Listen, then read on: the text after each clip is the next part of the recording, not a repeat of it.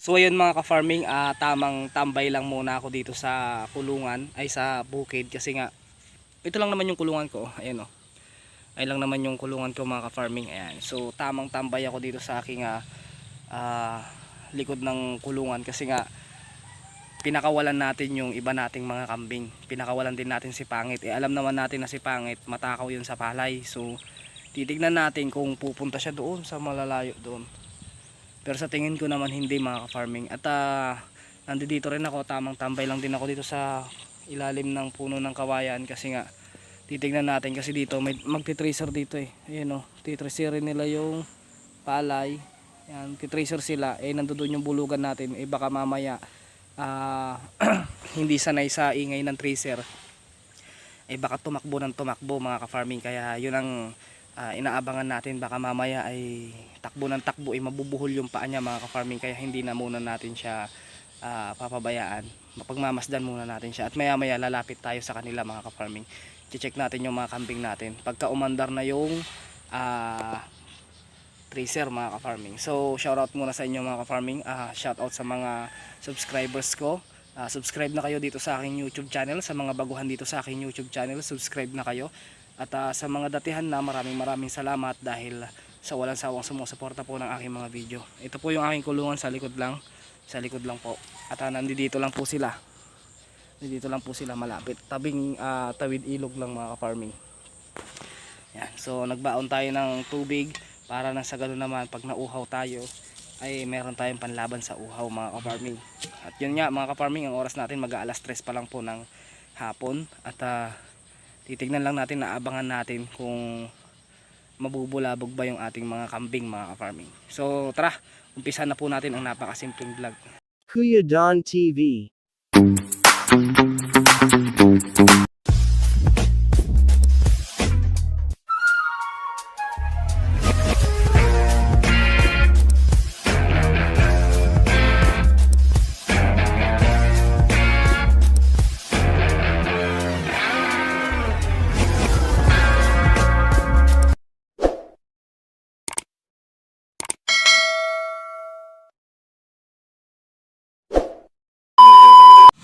Ayan mga ka-farming oh. Tracer na sila. Sanay naman pala, hindi naman pala nabubulabog. Siyempre first time kasi itong ipastol kaya ganyan. Pero sanay naman pala siya oh. Sanay sa ingay. So lapitan natin. Ayan oh, sanay na sanay siya sa ingay oh. Tracer sila doon, sanay na sanay sa ingay.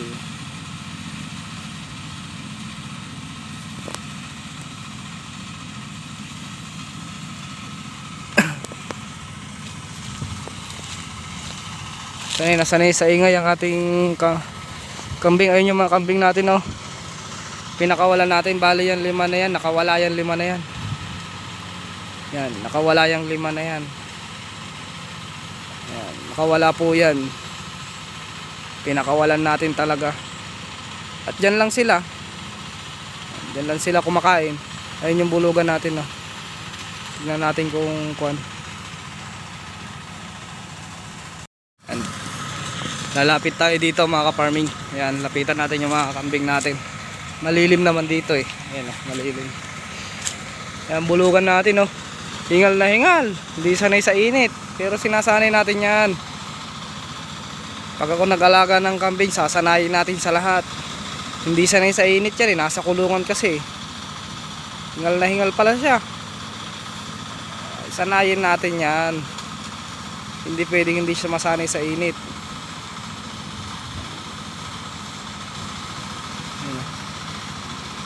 Ay mga kambing natin nandoon. Mainit na doon. Dito lang tayo. Yan. Hingal na hingal. Sasanayin natin siya sa init para sa March, April ay sanay na siya. Ayun yung ano natin no, mga kambing oh. Yan, naglalaro sila. Ayun yung mga nagtitracer. At yung kambing natin naman dito, nandito yung iba. Ayan.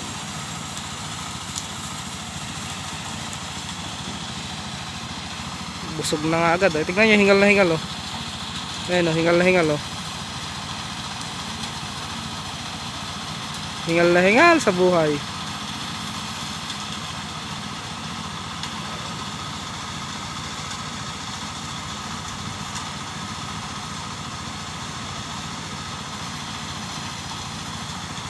Lalaro yung mga kambing natin doon.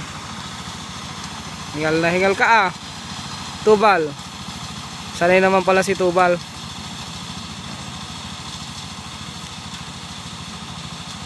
Hingal na hingal yung ating bulugan. Kumain ka ng kumain dyan, Tubal. Busog na si Tubal oh.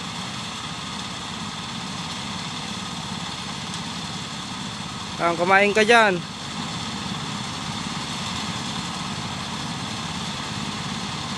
Sige, kumain ka ng kumain dyan. Sanay naman pala mga ka-farming eh. Ayun si Tagpi oh. Ayun oh, nakikimarites. Busog na rin si Tagpi. Busog na rin si Tagpi.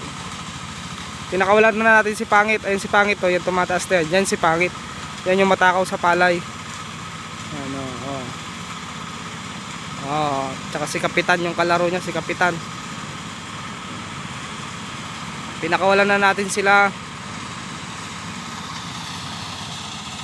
Kambing natin, busog na yung isa oh. Busog na. Kahiga na. So yun lang mga ka-farming.